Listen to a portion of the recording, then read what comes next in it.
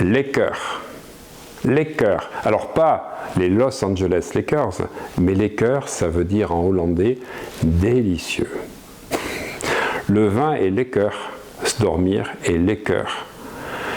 Et le calme, c'est lekker.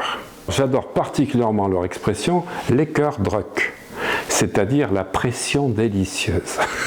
Pression délicieuse, non pas à boire, parce que c'est des bons vivants, les Hollandais, mais c'est pas la bière pression. C'est la pression qui vous fait vivre une certaine forme de flow.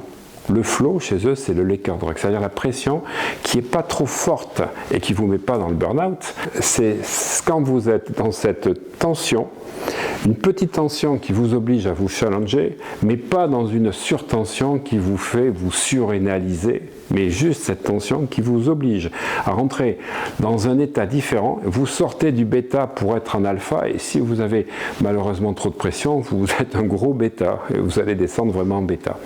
Eh bien, les Hollandais que j'ai eu l'occasion de visiter et de fréquenter pendant ces 2 semaines d'août m'ont permis de comprendre l'art de vivre à la hollandaise. Et les Hollandais sont absolument fabuleux. Alors c'est vraiment quelque chose que je vous invite à découvrir si vous avez vraiment envie de passer des vacances extraordinaires avec une déconnexion totale, que vous aimez le vélo, alors allez à Amsterdam et passez au moins 10 jours sur place, vous allez vivre des choses merveilleuses. Alors les Hollandais ont un mot qui est génial, et je vais vous donner des caractéristiques sur les Hollandais par rapport au reste de l'Europe. Ils sont totalement à part, et ça c'est absolument incroyable. Alors pourquoi c'est merveilleux? Parce que chacun fait ce qu'il veut, c'est ce qu'ils appellent le vergeling. Le vergeling, la pilarisation, chacun fait ce qu'il veut, et chacun clame haut et fort ce qu'il veut, et ses points de vue d'opinion. Alors je peux vous dire que là actuellement, avec ce qu'on vit en France, j'ai vraiment l'impression qu'on est écrasé au niveau d'opinion, alors que si vous allez en Hollande, même les enfants, ils ont le droit de dire ce qu'ils pensent. Et la Hollande, je trouve que c'est absolument fabuleux.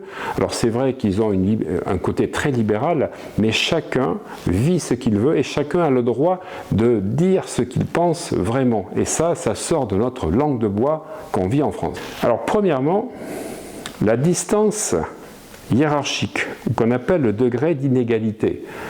Eh bien, ils sont à 38 sur 100 sur une échelle.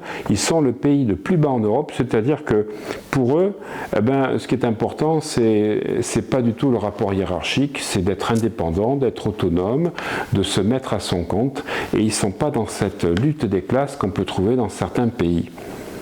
Deuxièmement, ce sont des gens qui sont individualistes, ils s'assument totalement, ils sont fiers de pouvoir se mettre à leur compte. Ce n'est pas l'argent qui est important, c'est vraiment le fait d'être autonome. Alors il y a quelque chose qui m'a surpris, 3e point, c'est qu'ils sont très féminins, pas dans l'allure physique, mais dans la mentalité. Parce que masculin, c'est vouloir être le meilleur. Féminin, c'est aimer ce qu'on fait. Eh bien, sur une échelle qui a été faite par des études, donc il y a 1 an, au niveau des différents pays européens, à 14 sur 100, ils sont masculins. C'est-à-dire qu'ils acceptent la féminité, et pour eux, il faut aimer ce qu'on fait. La famille est important, le couple est important. Ils ont vraiment un rapport qui est totalement différent de ce que peut trouver dans d'autres pays d'Europe qui sont basés que sur l'argent, que sur le pouvoir et sur la réussite. 4e point, le contrôle de l'incertitude. Alors que beaucoup de pays veulent contrôler les choses, ils sont sur cette échelle à 50 sur 100. C'est-à-dire que pour eux, ils s'adaptent, ils sont flexibles, et ils seront totalement, on va dire, ouverts à toute façon de faire différemment. Le 5e point important, c'est qu'ils sont incroyablement pragmatiques. Ce ne sont pas des gens qui parlent pour parler, mais pour trouver des solutions. Et ça nous sort un petit peu de notre village d'Astérix. Voilà. Et la 6e caractéristique de ce peuple, c'est le plaisir, le sens du plaisir. Si vous y allez, vous verrez les grandes fêtes qu'ils font, alors avec beaucoup de bière, avec beaucoup d'alcool, mais vous voyez des cadres, vous voyez des dirigeants, vous voyez des gens qui sont influents, mais qui se lâchent totalement. Ils ne sont pas dans le contrôle, ils savent travailler, ils savent se lâcher, ils savent se faire plaisir et ils savent ne rien faire, c'est-à-dire cette oisiveté, ce Niksen. Alors, j'espère que ça va vous permettre de savoir où vous en êtes par rapport à ces 6 paramètres que je vous rappelle, parce que si vous changez de votre façon de voir les choses, que vous n'êtes plus dans le contrôle, que vous prenez plaisir, que vous acceptez une certaine féminité, quand je dis féminité, c'est d'aimer ce que l'on fait et de ne pas chercher à être le meilleur, ben je peux vous dire que le stress et le burn-out n'auront plus de prise sur vous. Donc, regardez ces 6 paramètres.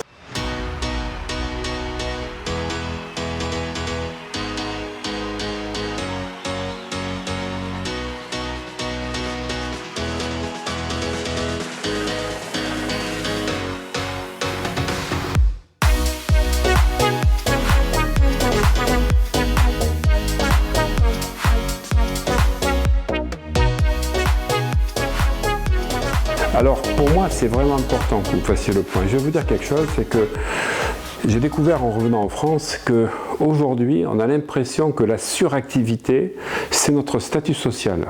Plus vous êtes dans la suractivité, plus vous faites des choses, plus vous montrez votre niveau élevé. Et bien pour l'année 2021, moi je vais faire exactement le contraire. Pratiquer tout ce que je viens de vous dire sur ce que m'ont appris les Hollandais et puis surtout être dans le Niksen, c'est-à-dire pouvoir se permettre de l'oisiveté sans rien faire, 2 heures, 3 heures comme ceci, parce que je peux vous dire que ça change votre vie et vous apercevrez que les choses se font plus facilement, plus aisément quand vous avez cette vision de la vie. Quand vous comprenez le Lekkerdruk, la pression douce et délicieuse pression, vous comprenez qu'il faut alterner le travail avec un peu d'oisiveté pour chercher cet élément important. Alors, je vais vous dire, Niksen les amis, Niksen, surtout Gesellig, c'est-à-dire, je vais remplacer mon comment tu vas bien par Gesellig, c'est-à-dire quelque chose qui fait que tu as chaud au cœur et le sourire aux lèvres. Gesellig les amis, comment tu Gesellig bien? À bientôt.